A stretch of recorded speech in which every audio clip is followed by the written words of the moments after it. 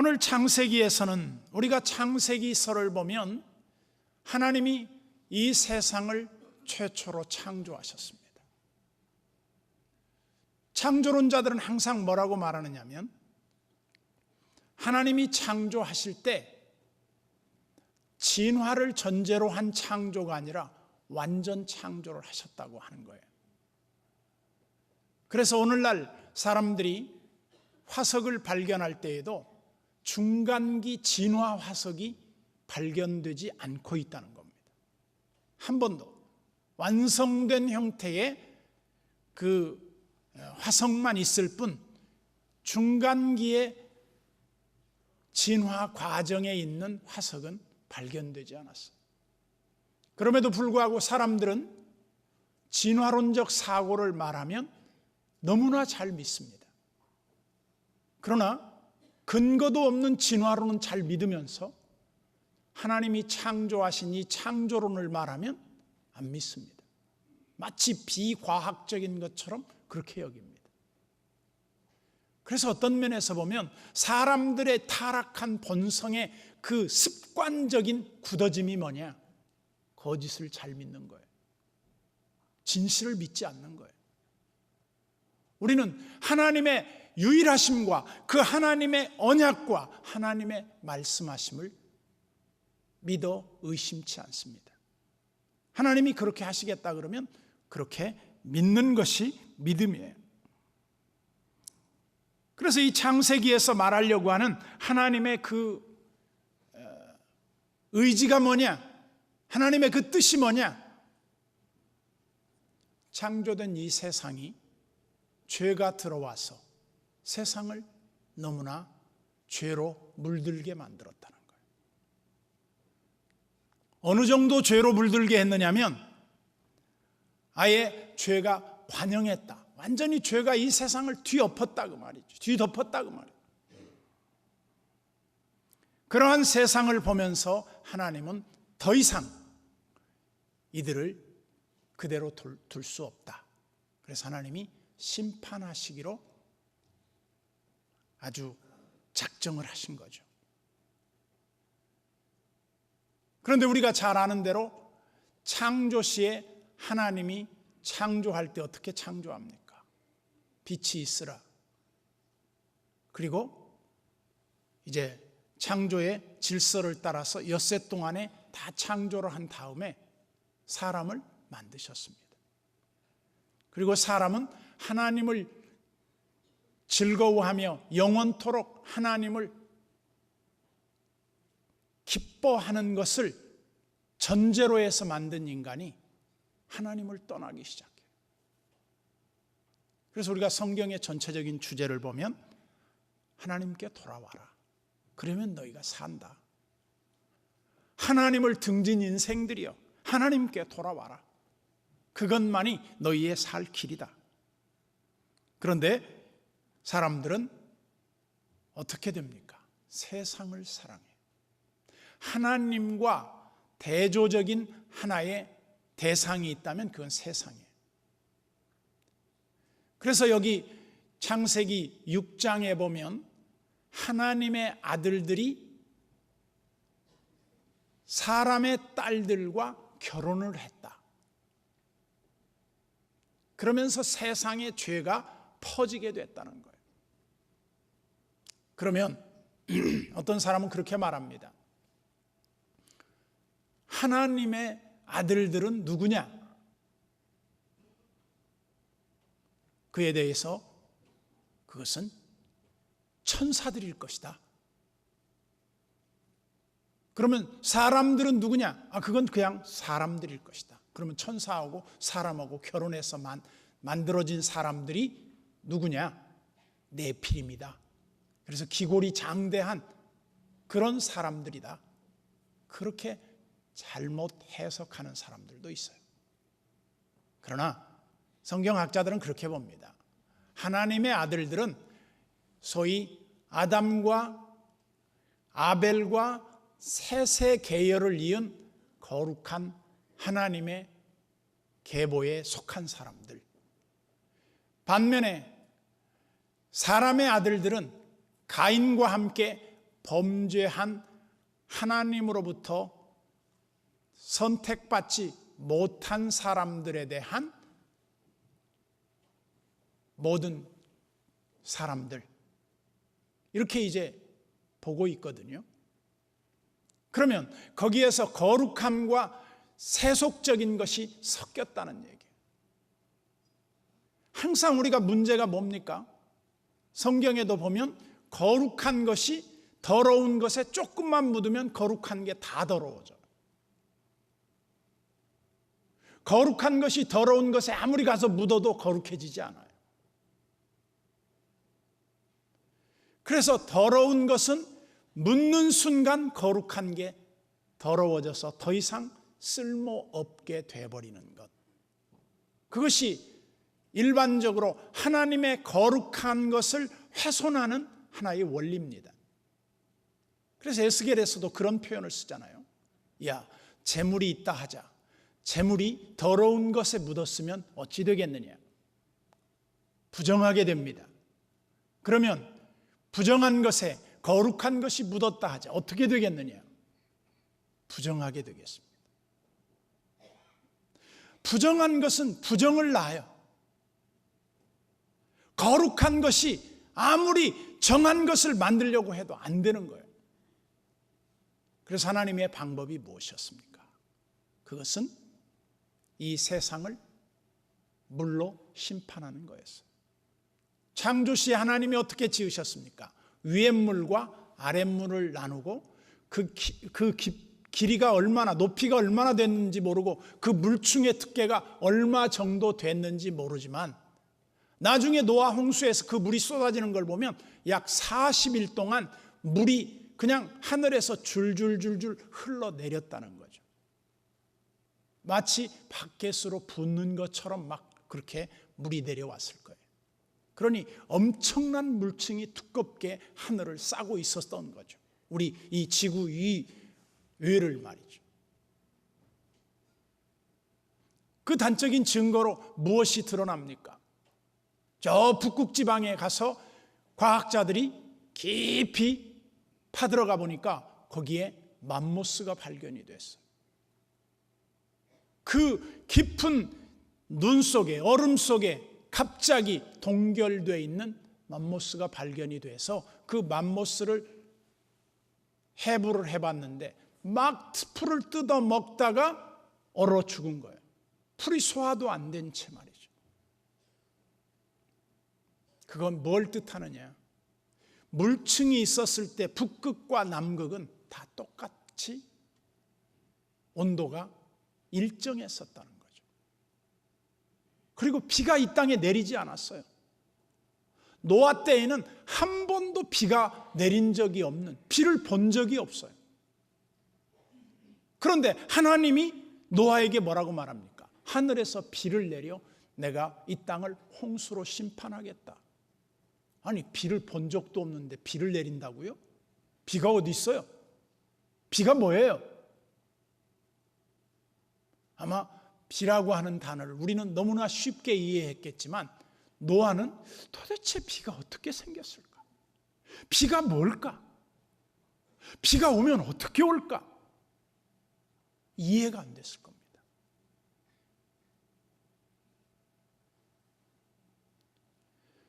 그런데 하나님께서 노아에게 경고를 보냈어요. 내가 이제 이 땅의 사람들의 생명의 연한을 120년으로 한하겠다. 그러면 120년이 되면 모든 인간은 다 죽게 만들겠다는 거예요. 이 경고의 음성을 들은 노아는 그때부터 뭘 합니까? 하나님의 말씀을 들은 즉시 그는 순종해요. 믿음의 세계의 특징은요, 하나님의 말씀을 들었을 때 예, 알았어요. 그리고 잊어버리는 게 아니에요. 예, 알았어. 그리고 내 마음대로 사는 게 아니에요.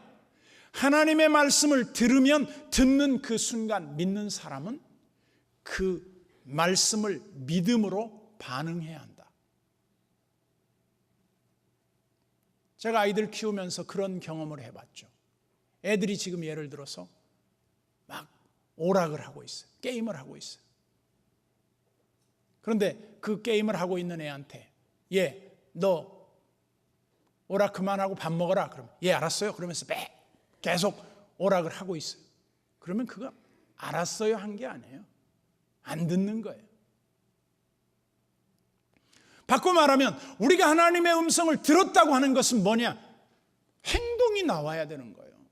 순종이 나와야 되는 거예요. 믿음으로 순종하여 갈 바를 알지 못하고 나아갔던 아브라함의 믿음의 특징도 바로 그런 면이에요.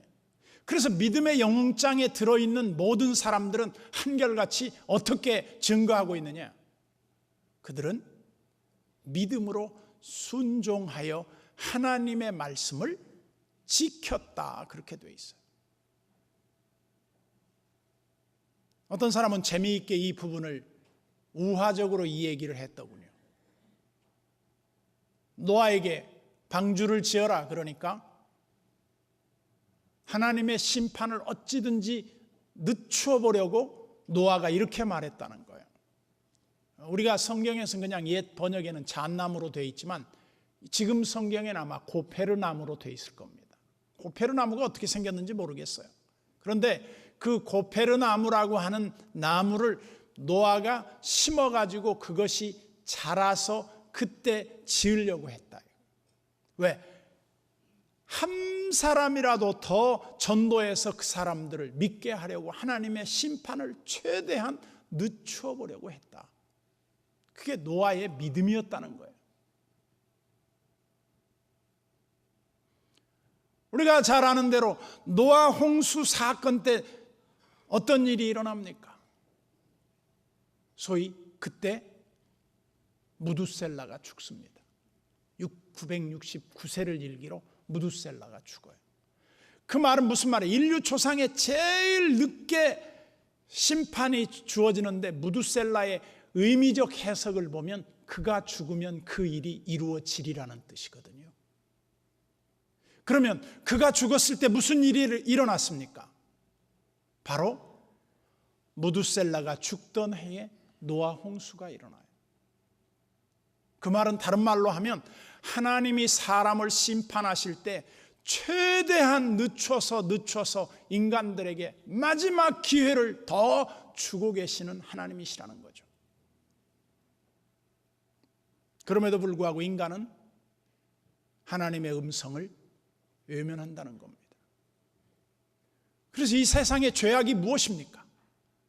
그것은 하나님을 듣지 않음이에요. 말씀을 듣지 않음. 철저하게 하나님을 외면하는 것. 이것이 바로 비극의 원인입니다. 오늘도 성경은 우리에게 뭐라고 말합니까? 너희가 하나님의 말씀을 즐겨 순종하면 좋은 것을 먹을 것이요 너희에게 부족함이 없을 것이다. 이것은 앞으로도 변함없을 거라고 저는 확신합니다. 하나님을 즐겨 순종하고 하나님의 말씀을 기쁨으로 들으면 우리에게 부족이 없다.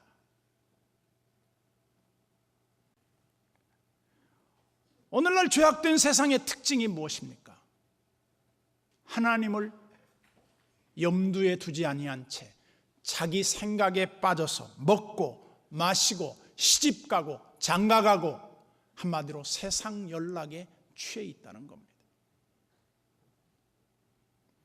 그러면서 주님은 어떻게 말합니까? 세상과 나를 겸하여 섬길 수 없다. 그러면서 주님이 말씀하신 내용 가운데 보면 무엇을 강조하고 계시느냐? 세상을 사랑하지 마라. 그런데 우리는 주님은 뒷전이고 세상을 너무나 사랑한다는 겁니다. 정신을 차리고 깨어 근신하여 하나님의 말씀 앞에 우리가 즐겨 순종하게 되면 하나님은 우리를 기뻐하시고 우리를 하나님의 도구로 사용하시기를 원하실 겁니다. 이것이 인간의 본분입니다. 그래서 하나님이 노아를 부르십니다. 오늘 본문 1절에 보면 이렇게 시작합니다. 여호와께서 노아에게 이르시되 너와 내 온 집은 방주로 들어가라. 이 세대에서 내가 내 앞에 의로움을 내가 보았음이니라. 왜 하나님이 노아를 사용했을까요? 그것은 노아가 하나님의 뜻을 즐겨 순종하며 하나님 앞에 바로 서려고 하는 그런 자세가 준비되어 있었다. 그래서 성경에서 최대의 의인으로 쳐주는 사람 3명이 딱 있습니다. 거기 모세도 안 들어가고 다윗도 안 들어가요. 거기에 의인 3사람은 세상이 멸망할 때에도 하나님이 건지겠다고 하는 딱 3사람이 있어요. 그게 누굽니까? 욥과 다니엘과 노아입니다. 뭐 순서는 바꿔도 상관없습니다. 노아와 욥과 다니엘. 이 3사람은 세상이 멸망할 때라도 거기서 그들을 하나님이 건져내시겠다 그랬어요. 그들의 믿음이 도대체 어떠했기에 하나님이 그렇게 인정하시고 그들을 기뻐하시고 그들을 그렇게 사용하시기를 원하셨을까? 우리가 잘 아는 대로 믿음이 없이는 하나님을 기쁘시게 할 수 없어요.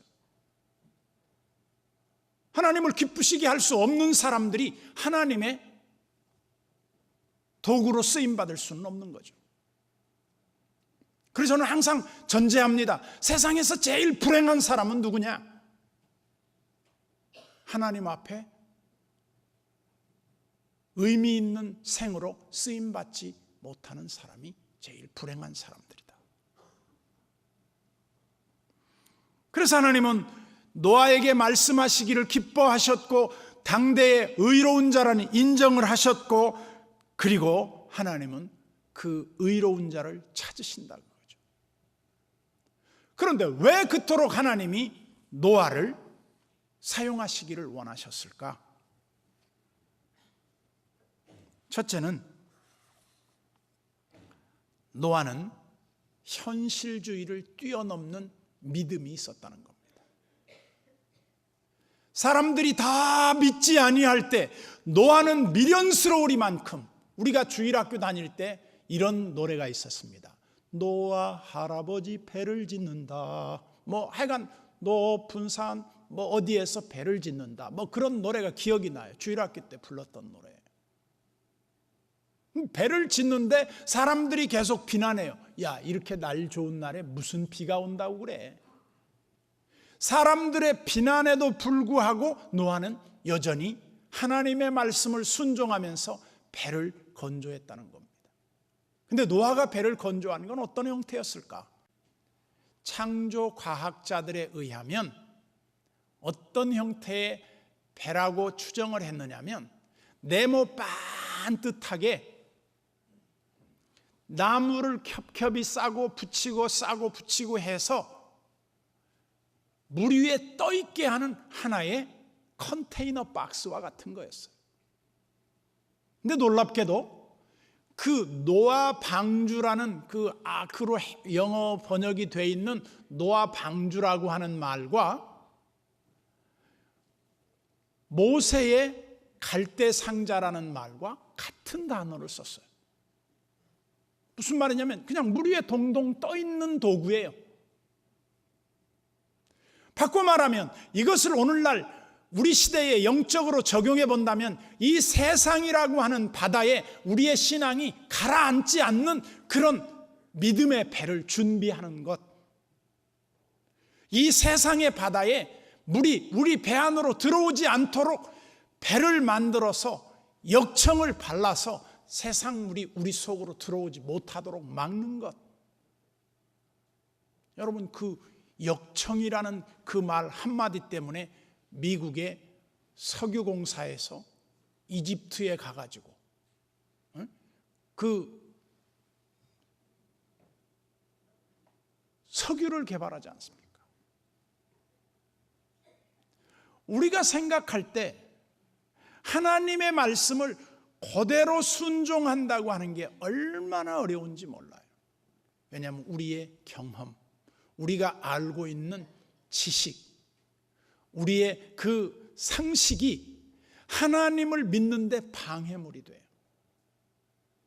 그래서 하나님을 믿는 데는 무엇이 전제되느냐? 이해돼서 믿는 거 아니다. 그래서 하나님이 그렇게 하겠다 그러면 그렇게 믿는 거예요. 그게 믿음이에요. 아무것도 보이지 않아요. 그렇지만 하나님이 그렇게 하시겠다고 하면 그렇게 믿는 것이 믿음이다. 그래서 노아의 믿음의 특징은 이 현실주의의 불신과 세속주의를 극복한 믿음이었다. 두 번째는 세상 사람들의 그런 가치관을 극복하는 믿음이었다. 사람들은 뭐예요? 먹고 마시고 즐기자.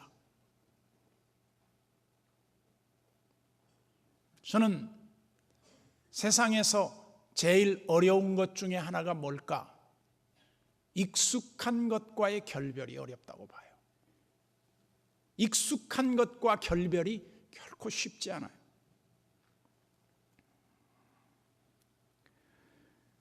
그래서 세상은 너무나 유혹이 많습니다. 우리의 신앙을 지켜나가기가 결코 쉽지 않습니다. 죽은 고기는